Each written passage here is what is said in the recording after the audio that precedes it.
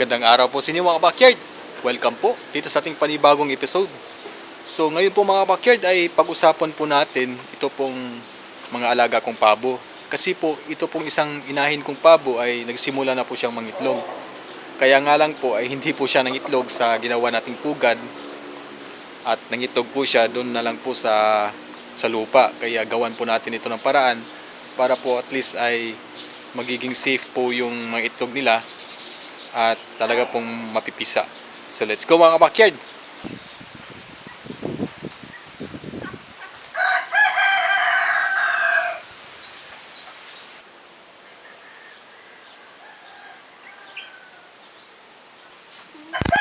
So mga backyard, i-share ko muna itong mga alaga kong si Rama kasi may itlog na po sila. Sa awa ng Diyos ay may 3 itlog na po yung inahin natin na si Rama. So sana naman ay mapisa ito, ano? Ang iniiwasan ko lang po dito ay yun pong hindi po sila hawakan. Baka po ay may maamoy yung mga inahin at baka tukain po nila itong itlog na to. Kaya hindi ko po inahawakan itong itlog ng si Rama. Hindi ko alam kung tama po ito, pero sa mga expert po dyan, paki-comment down below na po kung ano po yung totoo. Kung talaga po bang tinutuka ng inahing si Rama kapag nahahawakan po itong mga itlog nila. So parang safe na rin din po ay hindi ko na lang po talaga hinahawakan. So sana naman at mapisaan tayo ng itlog para po ay madagdagan naman po itong alaga natin mga si Rama. Dito po sa baba ay dito po yung mga anak nila. Ito po yung 3 anak nila ng ating breeder na si Rama. Sana naman ay magiging maganda yung paglaki nila, So may nakapag-advise sa atin na takpan ko daw po ng kalahati ito pong kulungan nila para po ay yung nakikita lang po nila ay yung nasa taas lang po, para po ay mapanatili po nila yung tindig nila, yung parang naka-pullback po sila, para po ma-maintain po yun at magiging maganda. Kailangan ay takpan po ng kalahati itong kulungan nila.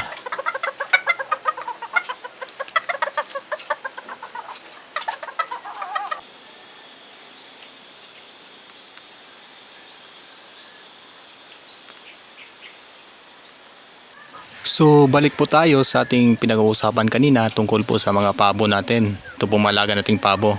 So hindi naman po gaano kahirap ang magpaparami ng mga alagang pabo, Kahit dito lang po sa ating bakuran. Actually, kukunti lang po itong mga alaga kong pabo. Backyard raisers lang po tayo at ito pong pag-aalaga nating hayop ay for home consumption lang po.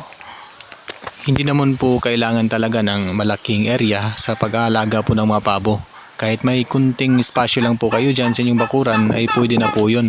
As long as nakakagalaw lang po sila at napapakain lang po ng tama ay pwede na po nating paparamihin yung malaga nating mga pabo.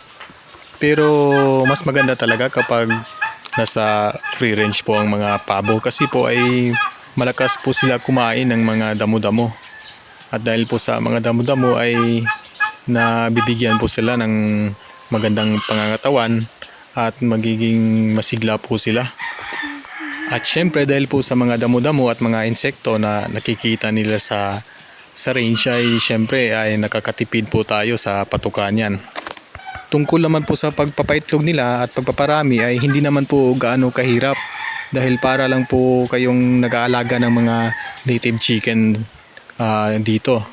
Malakas nga lang kumain itong mga pabo at saka itong mga pabo kapag sisiw pa ay talagang masilan po sila. Tulad ng mga native chicken ay ang pabo ay nangingitlog po sa mga pugad na ginagawa natin. So hindi po tayo mahirapan dyan. At naglilimlim po sila, hindi po kailangan ng incubator kapag mayroon pong mga inahin na pabo. Para sa akin po, ang yun pong medyo matrabaho at medyo critical na stage po ay yun pong from day old na mga sisiw hanggang sa mga 3 months. Yun po talagang mga critical stage ng mga pabo dahil madali po talaga silang magkakasakit kapag po ay napapabayaan po natin o kaya wala tayong mga medication program o mga ginawa nating mga prevention. So number one po talagang sakit na dumadapo dito sa base po sa experience ko ay ito pong fowl pox. Tsaka syempre ito pong sipon at tsaka coryza po. Pero manageable naman din po yun kasi po ay may ginagawa po tayong mga medication program, prevention po para po ay hindi po sila dapuan ng mga sakit o kaya naman kung dapuan sila ng sakit ay madali po silang nakaka-recover. Tungkol naman po sa pagpapangitlog nila ay katulad nito ay medyo maluwag po dito sa area ko ay hindi po natin maiwasan na hindi sila mangitlog sa ginawa natin na pugad. Ang nangyayari ay doon po sa lupa nangingitlog. Kaya kapag nangyari yon ay gawan po natin ng paraan para po ay ma-safe po yung itlog at hindi po mabasa o kaya naman matamaan ng direkta ng sikat ng araw dahil masisira po yun. So ito po yung pabo na nangitlog po sa lupa. So actually sa araw na to ko lang po ito talaga napansin na meron na pala itong itlog dito at nagsimula na po siyang maglimlim. So ganito po talaga ang ugali ng mga pabo kapag nasa free range sila, lalo na po kapag malawak po yung range na ginagalawan nila ay kung saan saan na lang po sila ay nangingitlog. Nasa damo-damo lang po sila nangingitlog o kaya sa lupa. Pero kapag naka-cage po sila, nasa hawla po sila ay dun po talaga sila sa pugad na ginawa nyo mangingitlog.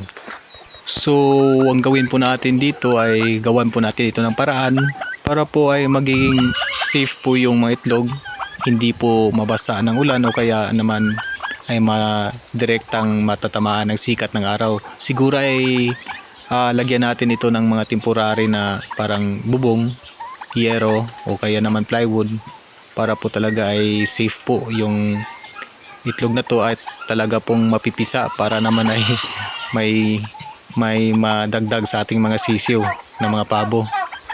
So ang plano ko dito ay lagyan po ng pugad, yung medyo matibay at saka nakaangat para po kapag umulan at kapag may baha ay hindi po mapasok yung itlog ng tubig.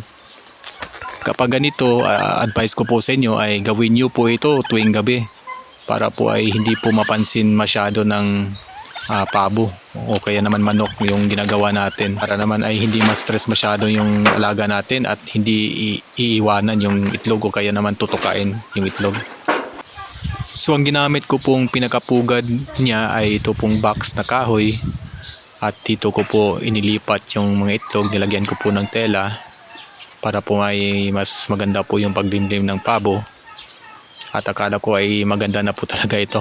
Actually hindi masyadong advisable yung paggalaw-galaw po ng mga pugad nila pero since kailangan po natin gawin ito ay talagang gawin na lang po talaga natin para naman ay maging safe yung itlog at talagang mapisa. So una ko pong nilagay ay ito pong plywood, tinabunan ko po ng plywood itong pugad, tsaka pagkatapos ay nilagyan ko po ng yero. Ang purpose ko po dito ay para po ay hindi po maulanan. Total wala naman po talagang ulan ngayon dahil nasa balita ay El Nino, tag-init. Kaya safe na rin din po ito. So ganito na lang po yung setup kong ginawa. Akala ko ay okay na itong pugad, pero may mali pala dito. So habang ginagalaw natin yung pugad ng pabo, yung mga itlog niya, ay nagpaparelax pa muna itong inahing pabo. Pinakain na muna natin siya tapos ay pinainom ng tubig para po ay pagkatapos nating galawin yung mga pugad niya ay makapaglimlim na siya kagad.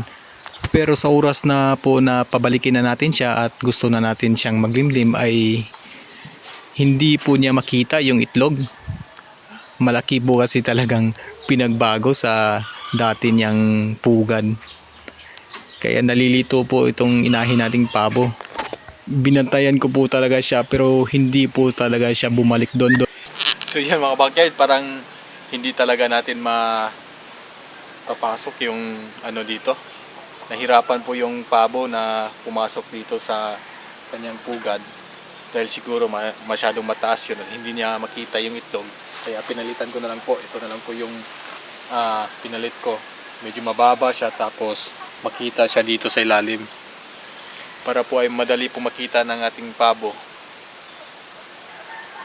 Kasi nahihirapan talaga siyang hanapin yung mga kanyang mga itlog. So, let's go. Aabangan natin kung talaga makikita niya ito at maliliman niya ito.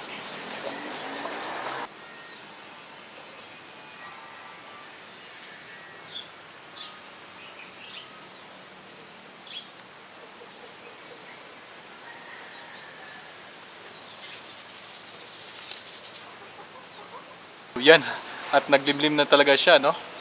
Buti naman, talagang medyo natagalan tayo na mapalimlim natin yung pabo natin.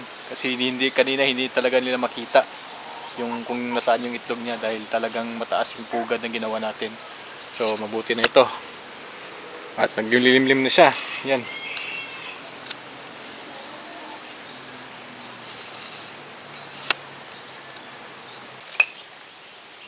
So yan, balik na naman po natin itong plywood tsaka ito pong yero.